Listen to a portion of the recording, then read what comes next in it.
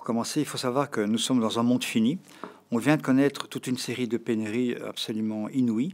Donc juste avant le Covid, il y avait plus de bois en Europe. Ensuite, en plein pendant le Covid, 2021-2022, on a connu une réduction énorme de ce qui était disponible comme acier, aluminium, cuivre. À part ça, le cycle de l'eau, en fait, qu'on connaît sur Terre, qu'on a tous appris à l'école, est globalement interrompu. Il n'existe quasi plus. Et pareil pour la biodiversité. On parle aussi des fameuses 9 limites planétaires, dont 6 sont déjà dépassées. Et alors, pour terminer dans ce portrait ou cet état, on assiste maintenant à une espèce de compression en fait, des énergies de manière absolument aussi colossale. Et donc, face à tous ces enjeux, nous, donc ADEM, Bureau d'architectes, on a décidé il y a quelques années d'aller au-delà de ce qu'il était possible de faire comme bâtiment efficace, etc. Et donc, au lieu de juste limiter notre impact sur l'environnement, on s'est dit, est-ce qu'on peut aller plus loin jusqu'à le régénérer? En architecture, le regenerative design, c'est vraiment ça. C'est de dire, qu'est-ce qu'il est possible lorsqu'on travaille sur un projet, d'aller au-delà. Et donc, au-delà de limiter son impact et aller jusqu'à le régénérer, c'est-à-dire que le bénéfice du projet, in fine, dépasse même carrément le cadre du projet. Et donc, c'est un bénéfice pour la collectivité, pour l'environnement. Et donc, ça passe par toute une série d'itérations, en fait, des itérations, ce sont des tests qu'on fait pour voir, tiens, qu'est-ce qu'il faudrait pour que le bâtiment soit, s'il n'est pas passif, au moins autonome en énergie, par exemple. Qu'est-ce qu'on peut faire pour reverduriser, ce qu'on appelle augmenter la biodiversité de nouveau, recréer les maillages verts, les maillages bleus. Comment est-ce qu'on peut gérer l'eau, le cycle de l'eau sur site?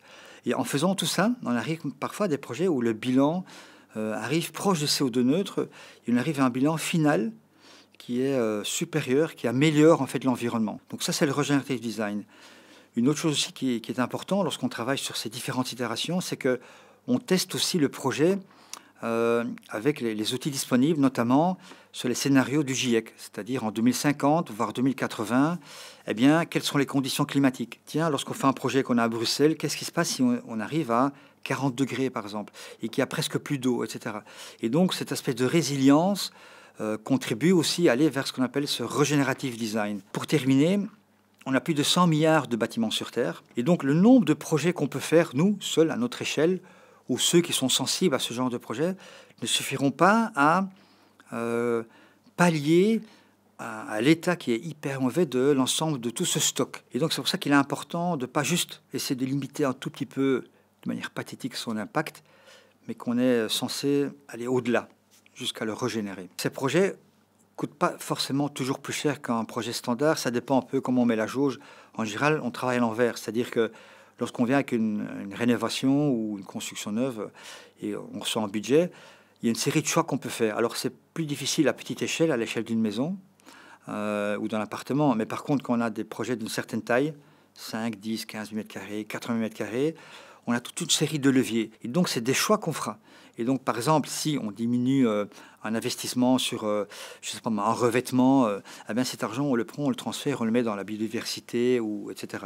Il y a d'autres choses aussi qu'on essaie de faire pour améliorer le confort intérieur. On utilise des outils de simulation, des outils qui testent en fait le climat. Et en faisant ça, on conçoit des façades qui sont assez intelligentes et on a besoin de moins de techniques. Cet argent qu'on récupère des techniques qu'on n'installe plus, eh bien, on le remet dans tous ces extras.